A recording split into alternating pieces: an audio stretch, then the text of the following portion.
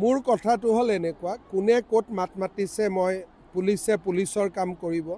মোৰ ছিষ্টেমটো হ'ল চিভিল ডিজঅবিডিয়েঞ্চ নন কোঅপাৰেশ্যন। মিয়াক আশ্ৰয় নিদিব যদি বাংলাদেশী হয়। মিয়া আৰু মুছলমানৰ মাজত পাৰ্থক্যটো বুজিব। মিয়া বুলি মুছলমানক অত্যাচাৰ নকৰিব, মুছলমান বুলি মিয়াক ৰক্ষণাবেক্ষণ নিদিব, দুইটাৰ পাৰ্থক্যটো বুজি পাব লাগিব। আৰু বাংলাদেশৰ পৰা অহা মিয়াৰ লগত আমি কোনো ধৰণৰ যোগাযোগ ৰাখিব নালাগে। আইন হাতত এইবিলাকতো ইয়াত চলিয়ে থাকে, আইনটো চবেই হাতত তুলি লয়। আমাৰ অসমত আইন হাতত তুলি লোৱাটো ফেশ্বনে আছিলে আগতে, দুই এজনে শিকিছে। প্ৰতিদিনাই মই 20 জন 30 জন সদায় মোৰ টুইটাৰ ফ'ল' কৰিব, প্ৰতিদিনাই 20 জন 30 জনক আমি বিতাড়িত কৰোঁ। কিন্তু আপুনি লাইন লগাই ৰেলত বহাইতো বাংলাদেশত পঠাই দিব নোৱাৰে। গতিকে ইয়াতো অলপ অত্যাচাৰ কৰি থাকিব লাগিব, তাতো অত্যাচাৰ কৰিব লাগিব, তেতিয়াহে মানুহ নিজে যাবগৈ। আমি পঠিয়াই দিয়াতকৈ নিজে যোৱাৰ ব্যৱস্থা এটা কৰিব লাগে।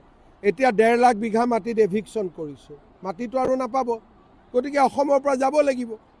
গতিকে আন্দোলনৰ যিটো ধাৰণা আৰু মোৰ ধাৰণাটো বেলেগ। মোৰ ধাৰণাটো হ'ল অসমত থাকিব নোৱাৰাৰ পৰিৱেশ এটা সৃষ্টি কৰি দিয়ক। মাটি নিদিব, গাড়ী নিদিব, ৰিক্সা নিদিব, ঠেলা নিদিব, তেতিয়া বাংলাদেশী নিজে যাবগৈ। মোৰ ধাৰণাটো বেলেগ আৰু মই তেনেকৈ এতিয়া সফল হৈ আছোঁ। প্ৰত্যেক দিনাই অসমত 20-25 জন বাংলাদেশী গৈ আছে, কোনেও কোৰ্টত যাব সাহস কৰা নাই। গতিকে কাৰ ছিষ্টেমটো বেছি ভাল? আমাৰ হ'ল পুছবেক, পালোঁ পঠালোঁ। আৰু যিখিনি ভিতৰত আছে এনেকুৱা এটা পৰিৱেশ সৃষ্টি কৰক যে তেওঁলোকে ভিতৰত যাতে থাকিব নোৱাৰা হৈ যায়। এইটো কয় চিভিল ডিজঅবিডিয়েঞ্চ, মহাত্মা গান্ধীৰ নন কোঅপাৰেশ্যন।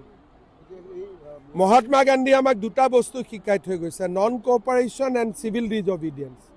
অসমীয়া মানুহে যেতিয়া নন কোঅপাৰেশ্যন আৰু চিভিল ডিজঅবিডিয়েঞ্চ কৰিব, নিজে নিজে যাবগৈ। ৰিক্সা এখনত উঠাৰ আগতে চিন্তা কৰি লওক কাৰ ৰিক্সাত উঠিম, নিজে নিজে যাবগৈ। গতিকে আমাৰ তৰিকাটো অলপ বেলেগ। কিছুতো সফল হৈছোঁ, 1.5 লাখ বিঘা মাটিটো খালী হ'ল, অসমীয়াৰে মাটি, অসমীয়াইটো ঘূৰাই পালে। মোৰ কথাটো হ'ল এনেকুৱা, কোনে ক'ত মাত মাতিছে মই পুলিচে পুলিচৰ কাম কৰিব। মোৰ ছিষ্টেমটো হ'ল চিভিল ডিজঅবিডিয়েঞ্চ নন কোঅপাৰেশ্যন। মিয়াক আশ্ৰয় নিদিব যদি বাংলাদেশী হয়। মিয়া আৰু মুছলমানৰ মাজত পাৰ্থক্যটো বুজিব।